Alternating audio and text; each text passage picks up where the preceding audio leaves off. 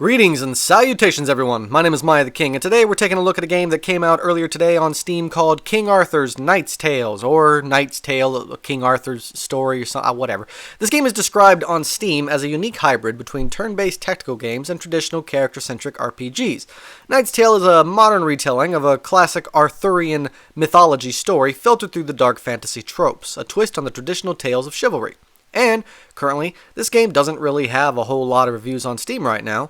It was developed and published by MiAh Games, and I didn't really get to play the game for that long before I ran out of content because this game is in early access and doesn't have a whole lot there. And I mean, it's like super duper early access, like maybe an hour of content in just the main story, 2 hours possibly with the side content. Maybe it goes a little past 2 hours, but I doubt it. It's not really that lengthy, which is a bit considering. It's a bit much considering their asking price. That's what I originally meant to say, and I got tongue-tied.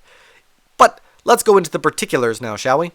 So first up, I really love the idea of this game. It's like a dungeon crawler in the style of Diablo mixed with XCOM. It's like Diablo and XCOM had a baby.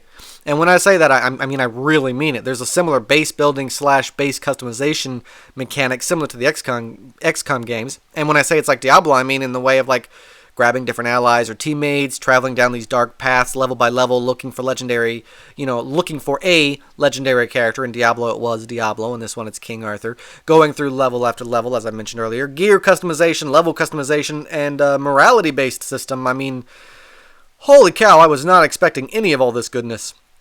So apparently you play as Sir Mordred, the nemesis of King Arthur.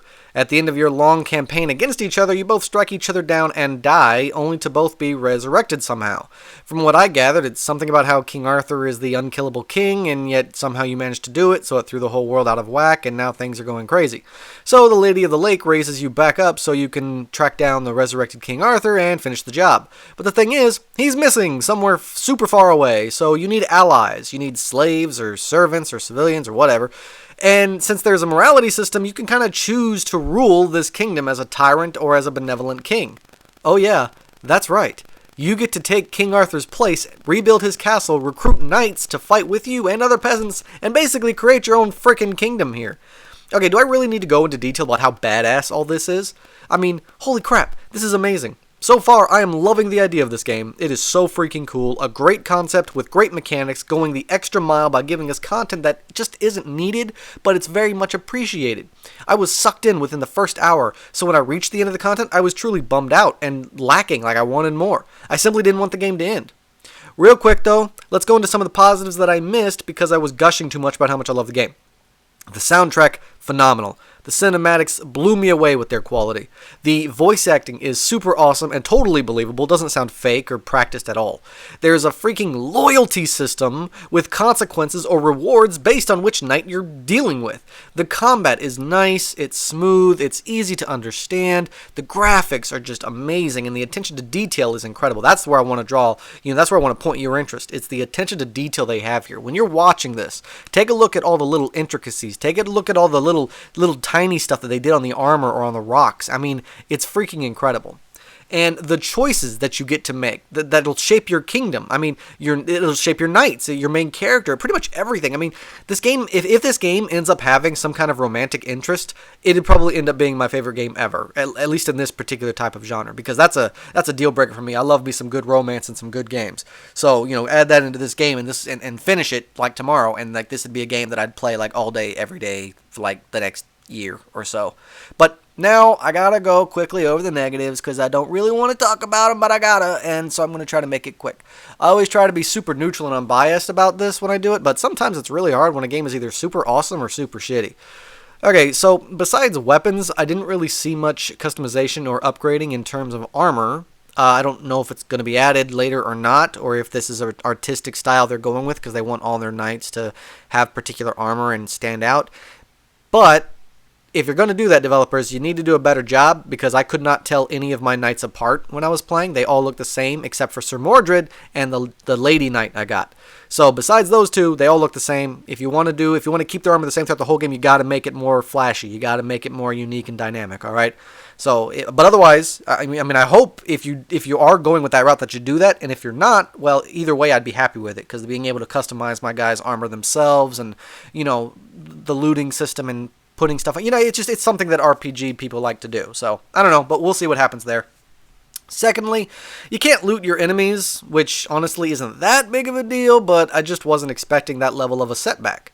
Actually, overall, the looting is kind of boring and lame, and I hope that gets a little bit more of a rework, because in a game like this, it just feels like it needs more stuff like that. More looting and better looting mechanics, along with a better inventory management system. I mean, I would just love the possibility to be able to play as Sir Mordred, who's wielding a longsword, either made of fire or coated in fire, as I charge into battle. That image is just super cool in my head right now. But, if that's not the way they want to go with this, then that's fine too. But at least give us something, some form of looting, collecting, and customizing, because that'd be another little extra tidbit that we don't need, but would be very much appreciated.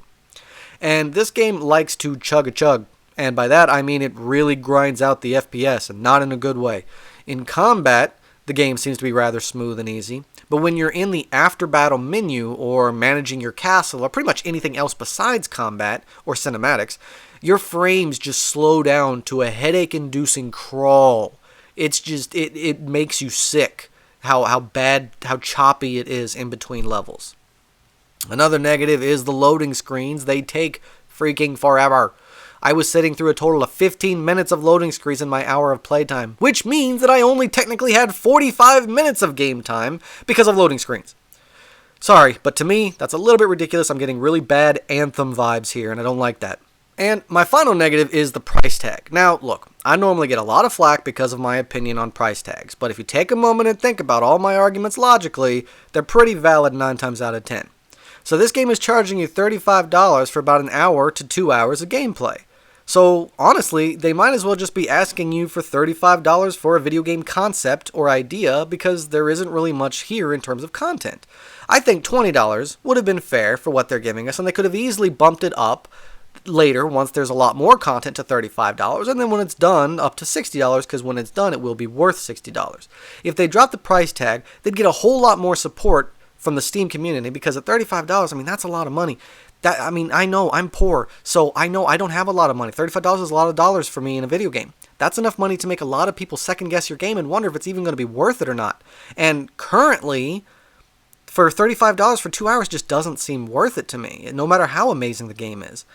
Game developers, I gotta tell you, you gotta drop the price tag a little bit. Even if you just drop it down to $25, it would be better than this, and you'd probably get a lot more support, and that's what you need right now. You can charge a game for $2, but because it's so cheap, get 2 million people to buy it. Well, you just made yourself $4 million.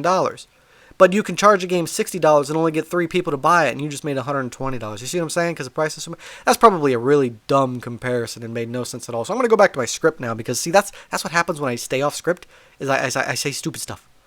Okay, but even with all that, is the price tag worth it overall? And, honestly, that kind of depends. I mean, I personally think it is. I don't agree with the price tag, but I'm willing to pay it for the investment. The problem is, a lot of other people might not be. If you want to invest in a game that'll one day be worth $60, when it's finished, then yeah, I suggest you do so here, because this game has the potential to be something really amazing.